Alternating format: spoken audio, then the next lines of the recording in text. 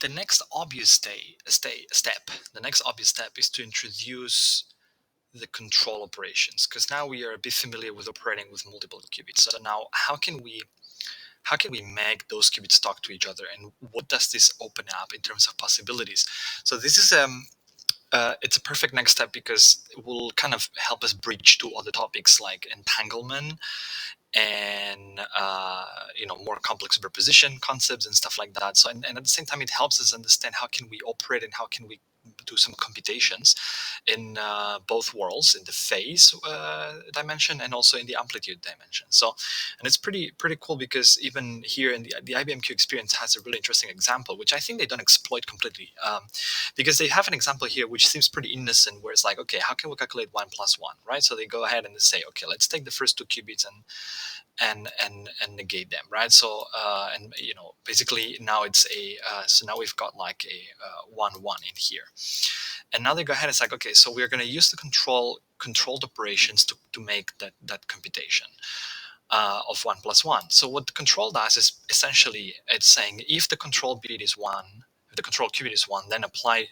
whatever operation to the target qubit. So if this qubit is 1, that's control and that's target, then apply an X gate to this qubit.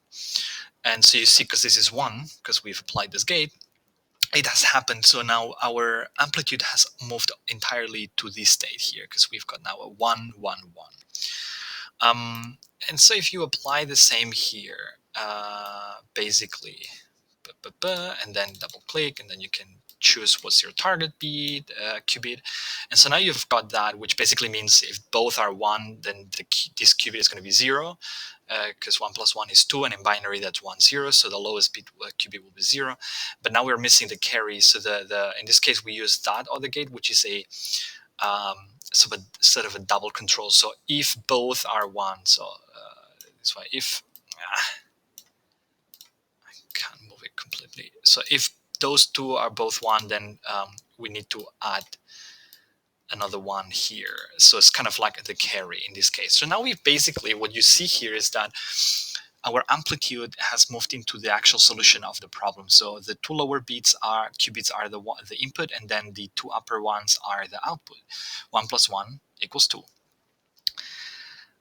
So what's special about it? Well, what's special is that it actually also works when you're not just doing 1 and 1, but when you're doing it in a superposition. So what if instead of just being in 1 1, we would be in all possible combinations of 1 1. So let me clear this out, and I'll just redo the same. But so the difference is here, as you can see, I'm in a classical state almost, right? I'm just 1 1, right? So there's no others 1 plus 1. What if instead of that I add 2 Hadamards here, right? And then let's just take a look at the lower two qubits. Now we have all the different possibilities: 0 0 0 1 1 0 1 1.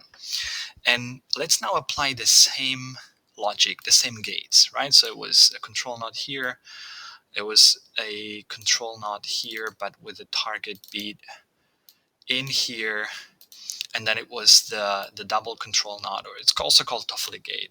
I made the same mistake, not here, but here. So, and now pay attention. That's the magic of this, is the same operation has been applied to all our possible states at the same time.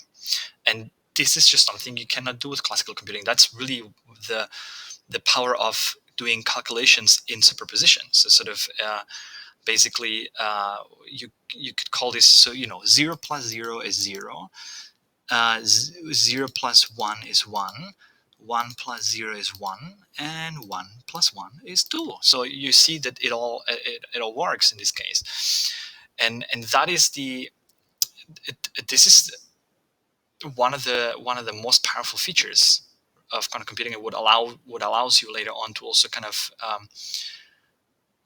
of gain speed ups in comparison to other classical algorithms. But basically, what you're doing is you're operating with your amplitudes. Your amplitudes basically are changing while you apply those operations, and then at the end of the day, they give you all the solutions. Now, remember that if you want to read those outcomes if you now do that and then you just read, you're only going to get one of those elements.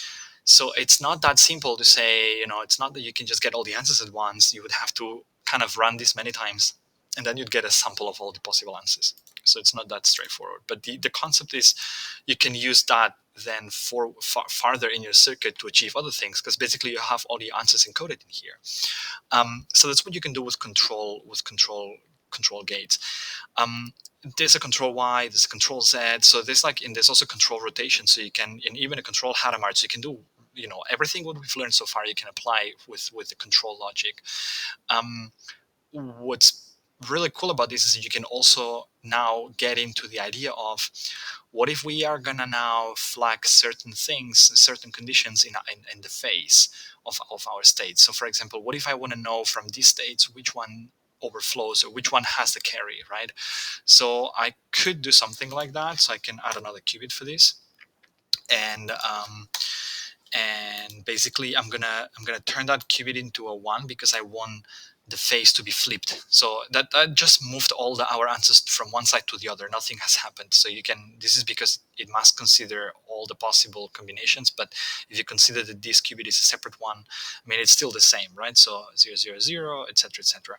But if now I say I will do a control Z in here, it basically, as you can see, it flips the phase to a negative phase only for those states that the answer is the one we want. So let's imagine you are calculating something like you want to get flagged in your face all the elements that their sum is bigger is bigger than 1. I don't know. I'm just making it up, right? But the idea is like whatever logic you're trying to implement, you can also flag results. So you can also encode results in your phase. So not just with your amplitudes. And this is kind of this is just to show you what else can you do with controlled operations. And there's a bunch of other things you can check out. Check out their other, for example, if you take a look at the quantum programming, O'Reilly's book, the quantum programming quantum computers book, exactly. Oh my god! In that book, there is a really well written introduction to arithmetic with the amplitudes, and arithmetic also with the phases, and logic, and with amplitudes and logic with phases as well. So there's a really good introduction that I recommend you read. But basically, that kind of showcases what's the power of this. Now, it's not that the one thing that is tricky here is that, and I'm not going to I'm not going to talk about this in detail now, but I'll in the next couple of videos, that we have also, because of all these controlled operations, we have entangled some of those bits. This means that those qubits are not anymore independent from each other. So you have to be careful, because if you change any of those, this might have weird effects on other qubits. For example, if I now change something here, you see that just messes up with the whole thing. So in order to reuse qubits for further computations, you have to disentangle them. And the way you disentangle them is you undo the operations you've done. So it's not, there's a lot of caveats to working with qubits, but I'll talk a little bit more about this in the following videos. This is just for you to get an idea of what control operations are and what can you do with them. So you can, it's basically applying controlled operations based on inputs. If your qubit is 1 or your qubit is 0, the entanglement happens because in this case, for example, you've got this qubit in a Hadamard, so it's in a superposition. So it's 0, 50% chance to be 0 or 1. So what happens is that 50% of the times this node will happen, and 50% of the times it won't. So this is why those two qubits become entangled, and that's what makes the whole thing way more complicated. It's more delicate to manipulate. But basically, you can see the sort of the power that this has, where you can, by just applying, just running the circuit, just having one circuit like one operation applied to a superposition, you can make a calculation across all the different values of your superposition, and that is definitely something worth noting.